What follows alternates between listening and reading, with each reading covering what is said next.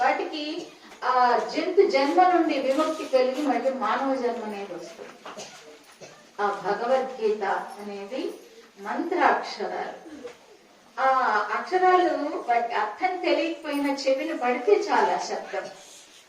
ప్రతి జీవికి మోక్షం అనేది లభిస్తుంది అని ఆ కథల్లోనే తెలియజేశాడు. ఎవరు తెలియజేశాడు అంటే సాక్షాత్ శ్రీకృష్ణుడే చెప్పినటువంటి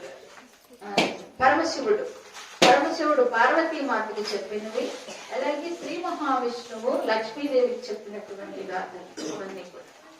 అందుచేత ఇలా ప్రతి జీవి కూడా ఆనాడు శ్రీరామచంద్రుడు కావచ్చు, శ్రీకృష్ణుడు కావచ్చు, ఉన్నటువంటి ఆ రోజుల్లో జీవించినటువంటి జీవరాశులన్నీ కూడా తపోమయ జీవులే తరించినటువంటి. అలాగే తార, వాలి భార్య తార,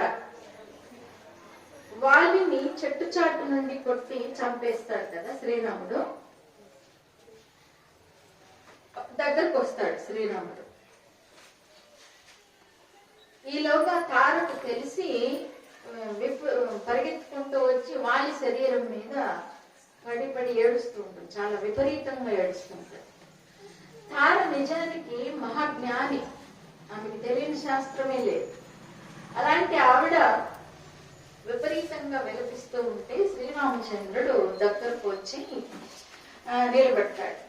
ఒకసారిగా తలెత్తి చూసి శ్రీరామచంద్రుడిని తార అంటుంది, మహానుభావ, ఆత్మకు సుఖ దుఃఖాలు ఉండవు అంటారు కదా, నేను ఆత్మను అనుకున్నప్పుడు ఈ దుఃఖం దేనికి వస్తుంది అని అడుగుతుంది.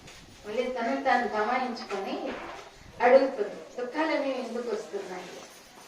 ఇప్పుడు వేదాంతం తెలిసిన ప్రతి ఒక్కరికి తెలుసు ఆత్మకు సుఖము దుఃఖము అనేవి లేవు అని.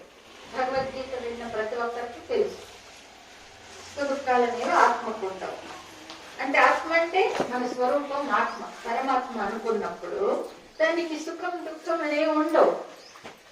దీనికి అతీతమైంది ఆత్మ. మరి అయితే దుఃఖాలు వస్తున్నాయి కదా, ఎందుకు వస్తున్నాయి అని అడుగుతుంది తార. అడిగితే అప్పుడు అంటాడు, నీకు వేదాంతం తెలిసి ఉండొచ్చు, కానీ అది బుద్ధిలో మాత్రమే నేర్చిపోయింది, హృదయంలోకి దిగలేదు. హృదయంలోకి దిగితే నేనే ఈ శరీరము, నాకు సుఖ దుఃఖాలు ఉన్నాయి అనే స్పృహ ఉండదు. నేను ఈ శరీరం అనుకున్నప్పుడే నా సుఖము దుఃఖం అనేది కలుగుతుంది. నేను శరీరం కాదు, నేను ఆత్మస్వరూపాన్ని అనుకున్నప్పుడు ఈ సుఖం దుఃఖం నీ మనసును తాకు అంటాడు శ్రీరాము. సాక్షాత్తుగా భగవంతుడు అది ఉపదేశంగా చెప్పినప్పుడు హృదయానికి హత్తుకుంటుంది కదా, ఒక్కసారిగా మబ్బులన్నీ కూడా వేడిపోయాయి. తార వేడి పెట్టి వెళ్ళిపోయిందో, తన స్వరూపం ఆత్మ అని తెలుసుకుని విషాదం మానేసి ఆ తర్వాత సంతోషంతో తిరిగి వెళ్ళిపోతుంది తారాదేవి. కాబట్టి అలాగే ఎవరికి ఇవ్వవలసినటువంటి, ఎవరికి ఏ సందర్భంలో ఎలాంటి జ్ఞానాన్ని ఇవ్వాలో, ఎలా అనుగ్రహించాలో ఆ విధంగా ప్రతి జీవిని కూడా అనుగ్రహించి తనలో ఐక్యం చేసుకున్నవాడు శ్రీరామచంద్రుడు.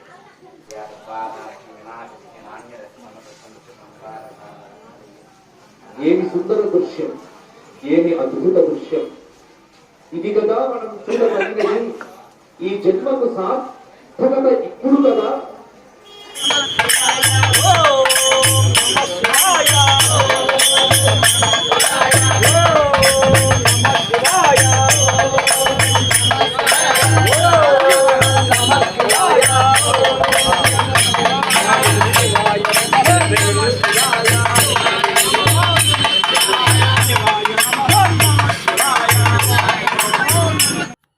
పడతులకు ప్రాణమైన పార్వతి రావే, తదియ నోములను వసగినట్టి మాతవు నీవే.